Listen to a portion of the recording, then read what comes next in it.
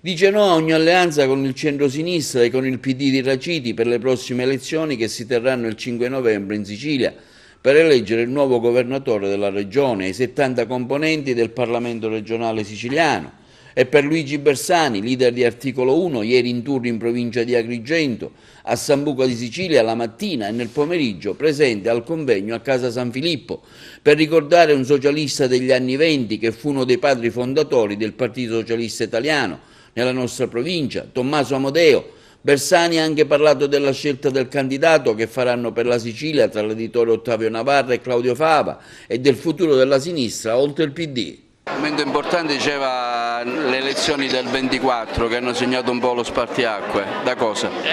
Certo, lì è stato, quando è precipitato, diciamo, sostanzialmente è crollata la prospettiva di un avanzamento socialista del Paese, Delitto Matteotti, il fascismo che si afferma, e lì si apre una notte buia davanti alla quale forse il socialismo di allora era troppo innamorato dell'idea che le cose alla fine succedessero da sé, che il mondo andasse per il meglio, il famoso positivismo. Si aveva questo ottimismo e poi invece dalla sera alla mattina si passò dalle belle epoche alla prima guerra mondiale e lì fu sbandata la sinistra.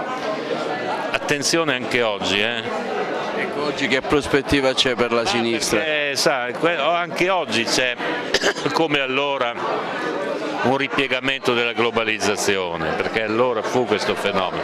Naturalmente la storia non si ripete, però questo passaggio dal pensiero ottimistico, progressivo, dell'andata della globalizzazione degli anni 90 a un pensiero negativo, nazionalista, protezionista, identitario, aggressivo, ne vediamo qualche segnale in giro, no? Nel mondo e anche in casa nostra. Quindi attenzione, è ora di tirare sulle bandiere. Ecco, siamo in Sicilia, mi corre d'obbligo la domanda sull'unità del centro-sinistra, voi avete detto no alla coalizione proposta dal PD perché c'è Alfano. Sì, noi se parliamo di centro-sinistra siamo pronti a discutere, come facciamo in Lombardia, ovunque, ma se invece si fa un patto nazionale con Alfano, che non so cosa nascondersi, cose su legge elettorale o altro, perché se no non vedo la ragione, noi non possiamo chiamare Alfano, Schifani, Castiglione eccetera come gente del centro-sinistra, francamente. E quindi è una responsabilità che il PD si prende molto grossa.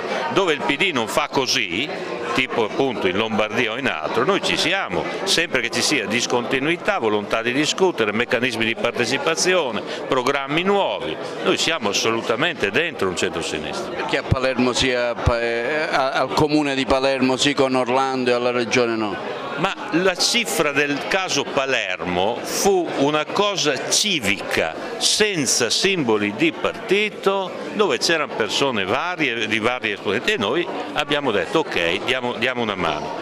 Un conto se la cifra è questa, un conto è se la cifra è l'accordo PD-Alfano fatto a Roma. Questo è un altro film che prelude ad altri film. Quindi noi non possiamo, il PD valuti quello che sta facendo. Quindi quale candidato sceglierete, Fava? Adesso noi stiamo cercando di vedere, sempre che il PD non cambi linea, cercando di vedere con tutte le altre forze quale può essere la candidatura giusta. Fava è un nome che abbiamo MDP che ha avanzato, naturalmente lui stesso si è riservato di vedere perché giustamente bisogna unire quel popolo della sinistra. A Roma invece qualcosa su Roma? Il vostro ruolo, la legge elettorale? La legge elettorale, se non ci mettiamo in moto da qui a un mese o qualcosa, non ci fa più in tempo a farle, andiamo con una legge incredibile che può solo consegnarci in governabilità.